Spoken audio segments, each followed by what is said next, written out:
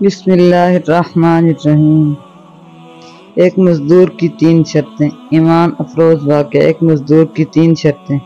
ایک نیک شخص کے گھر کی دیوار اچانک گر گئی، اسے بڑی پریشانی لاحق ہوئی۔ وہ اسے دوبارہ بنوانے کے لیے کسی مزدور کی تلاش میں گھر سے نکلا اور چوراہے پر جا پہنچا۔ وہاں اس نے مختلف مزدوروں کو دیکھا جو کام کے انتظار میں بیٹھے تھے۔ ان میں ایک نوجوان بھی تھا جو سب سے الگ تھلگ کھڑا تھا۔ اس کے ایک ہاتھ میں تھیلا اور دوسرے ہاتھ میں تیشہ تھا۔ اس شخص کا کہنا ہے کہ میں نے اس نوجوان سے پوچھا کیا تم مزدوری کرو گے؟ نوجوان نے جواب دیا ہاں۔ میں نے کہا گارے کا کام کرنا ہوگا۔ نوجوان کہنے لگا ٹھیک ہے، لیکن میری 3 شرطیں، اگر تمہیں منظور ہو تو میں کام کرنے کے لیے تیار ہوں۔ پہلی شرط یہ ہے کہ تم میری مزدوری پوری ادا کرو گے۔ دوسری شرط یہ ہے کہ مجھ سے میری صحت اور طاقت کے مطابق کام لو گے۔ اور تیسری شرط یہ ہے کہ نماز کے وقت مجھے نماز ادا کرنے سے نہیں روکو گے۔ میں نے یہ تینوں شرطیں قبول کر لیں اور اسے ساتھ گھر لے آیا، جہاں میں نے اسے کام بتایا اور کسی ضروری کام سے باہر چلا گیا۔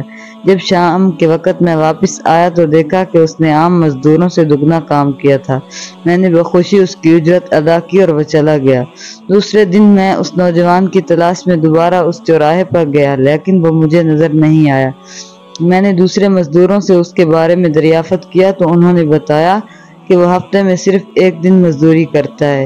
یہ سن کر میں سمجھ گیا کہ وہ عام مزدور نہیں بلکہ کوئی بڑا آدمی ہے۔ میں نے ان سے اس کا پتہ معلوم کیا۔ اس جگہ پہنچا تو دیکھا کہ وہ نوجوان زمین پر لیٹا ہوا تھا، اسے سخت بخار تھا۔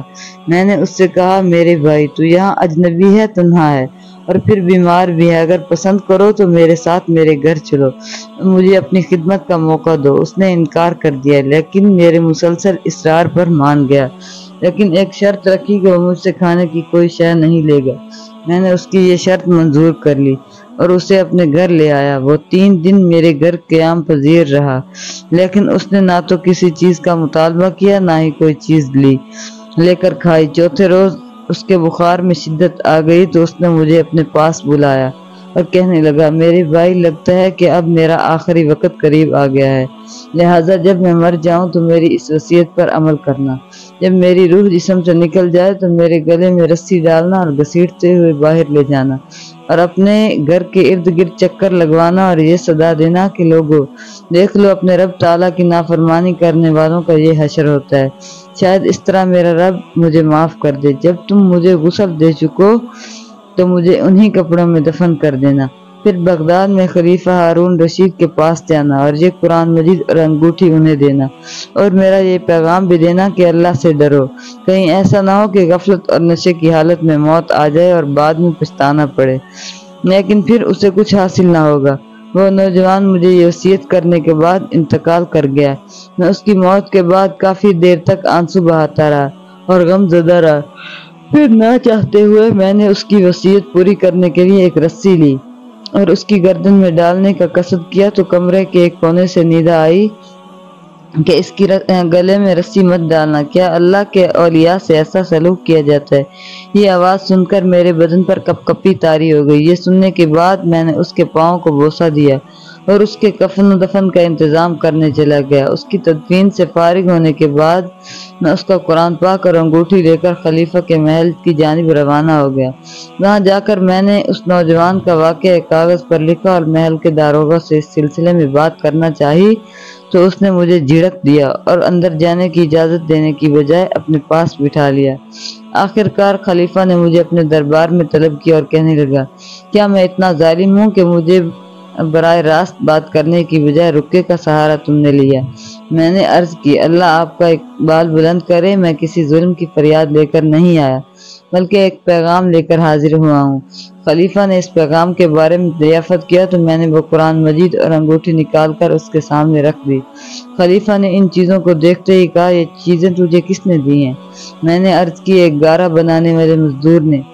خلیفہ نے ان الفاظ کو 3 بار دہرایا، گارا بنانے والا، گارا بنانے والا، گارا بنانے والا، اور رو پڑا۔ کافی دیر رونے کے بعد مجھ سے پوچھا وہ گارا بنانے والا اب کہاں ہے؟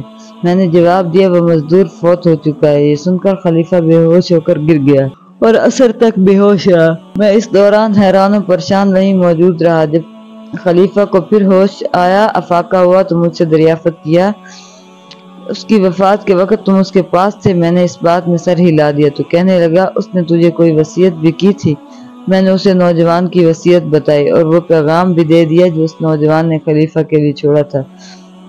جب خلیفہ نے یہ ساری باتیں سنی تو مزید غمگین ہو گیا اور اپنے سر سے عمامہ اتار دیا، اپنے کپڑے چاک کر ڈالے اور کہنے لگا اے مجھے نصیحت کرنے والے، اے میرے زاہد وپار سا، اے میرے شفیق۔ اس طرح کے بہت سے القابات خلیفہ نے اس مرنے والے نوجوان کو دیے اور مسلسل آنسو بھی بہاتا رہا۔ یہ سارا معاملہ دیکھ کر میری حیرانی اور پریشانی میں مزید اضافہ ہو گیا کہ خلیفہ ایک عام سے مزدور کے لیے اس قدر غمزدہ کیوں ہے۔ جب رات ہوئی تو خلیفہ نے مجھ سے اس کی قبر پر لے جانے کی خواہش ظاہر کی تو میں اس کے ساتھ ہو لیا۔ خلیفہ چادر میں منہ چھپائے میرے پیچھے پیچھے چلنے لگا۔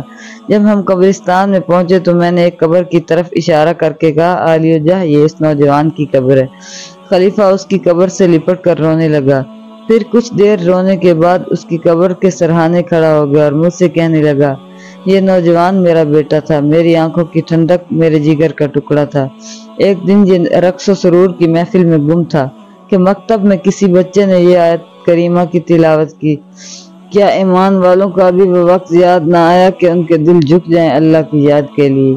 جب اس نے یہ آیت سنی تو اللہ کے خوف سے تھر تھر کانپنے لگا، اس کی آنکھوں سے آنسوؤں کی جڑی لگ گئی اور یہ پکار پکار کر کہنے لگا کیوں نہیں کیوں نہیں، اور یہ کہتے محل کے دروازے سے باہر نکل گئے۔ اس دن سے ہمیں اس کے بارے میں کوئی خبر نہ ملی، یہاں تک کہ آج تم نے اس کی وفات کی خبر دی۔